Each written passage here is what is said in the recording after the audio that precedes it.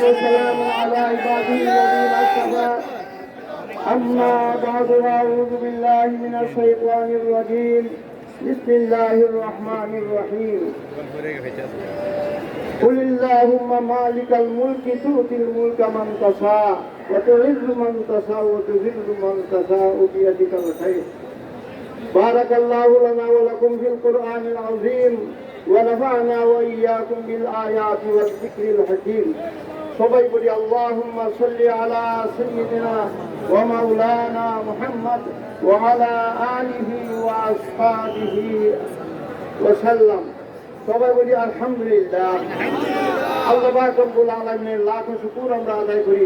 আল্লাহ বলেন লাইন শাকারতুম লাযীদান্নাকুম ওয়া লাইন কাফারতুম ইন্না আযাবি লাশাদীদ। আমরা আল্লাহর নিয়ামতের শুকরিয়া আদায় করি। আমরা দীর্ঘ 17 বছর আমরা এই জালিম অবৈধ সরকারের অধীনে আমরা ছিলাম। আমরা মুখ খোলার কোনো সুযোগ ছিল না। এই দেশের মুসলমানদেরকে, এই দেশের নওজওয়ানদেরকে, এই দেশের রাজনীতিবিদদেরকে গুম করা হয়েছে, খুন করা হয়েছে, জেলে রাখা হয়েছে, আয়না করে বন্দি রাখা হয়েছে।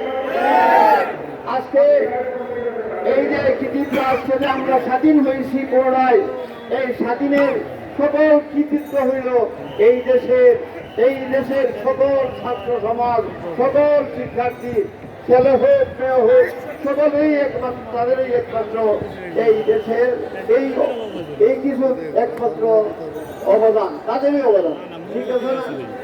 আমরা সমর্থন করছি খেলাফত মজলিস প্রথম থেকেই আমরা এই ছাত্রদের এই আন্দোলনকে আমরা স্বাগত জানাইছি। আল্লাহ পাক রব্বুল আলামিন, আমরা তাদের জন্য দোয়া করছি। আল্লাহ পাক রব্বুল আলামিন আমাদেরকে এই জালিম থেকে আল্লাহ মুক্ত করছেন। এই জালিমকে বিতাড়িত করতে বহুত ছাত্ররা শাহাদত বরণ করছে, বহুত ছাত্ররা, বহুত জনতা, তৌহিদ জনতা শাহাদত বরণ করছে এবং হাজার হাজার ছাত্র জনতা তারা আহত আছেন, বিস্তার হাসপাতালে গড়াগড়ি করতেছেন। আমরা তারা সকলের জন্য দোয়া করি যে আল্লাহ পাক রব্বুল আলামিন ওই সমস্ত শহীদদেরকে আল্লাহ যেন কি করেন শাহাদাতের মর্যাদা দিয়া জান্নাতুল ফেরদাউসের সবচেয়ে মুকাম আল্লাহ দান করেন। আর যারা অসুস্থ আছেন সকলকে যেন আল্লাহ সুস্থ করিয়া দেন।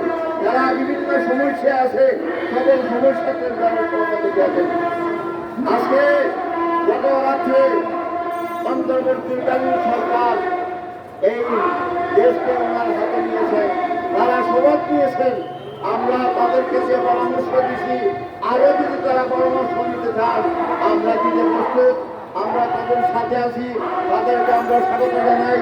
তারা যেন এই শপথ অনুযায়ী এই দেশকে সঠিকভাবে পরিচালনা করতে পারেন, এই দেশকে যেন শান্তিতে ফিরিয়ে আনতে পারেন। আবার আমি আপনাদের কাছে একটা হাদিস, রাসূল পাক সাল্লাল্লাহু আল্লাহ কুরআন, রাসূল পাক সাল্লাল্লাহু আলাইহি যখন মক্কা বিজয় করছিলেন, যখন রাসূল মক্কায় বিজয় প্রকাশ করছিলেন, ওই সময় রাসূল পাক সাল্লাল্লাহু আলাইহি ওয়াসাল্লামের সামনে একজন সাহাবী একটা ঘোষণা দিলেন, এই দিন হইল বদলার দিন, প্রতিশোধের দিন। রাসূল পাক সাল্লাল্লাহু আলাইহি ওয়াসাল্লাম হযরত আলীকে ডাকলেন, আলী যাও এই পতাকা হাতে নাও আর বলো হাযা ইয়াউমুল মারহামা, হাযা ইয়াউমুল মারহামা, হাযা ইয়াউমুল মারহামা। সকলের হেফাজতের দায়িত্ব আমাদের হাতে।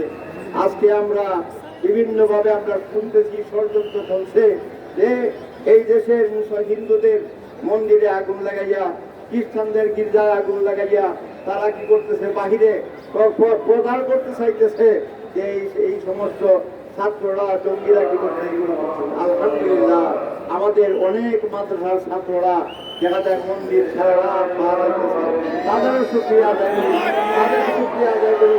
আজকে আপনারা ছাত্র সমাজ, আজকে তৌহিদি জনতা যারা সামনে আসেন, সকলের কাছেই একটা অনুরোধ থাকে, আমরা দালাল না আর কিছু করবো না।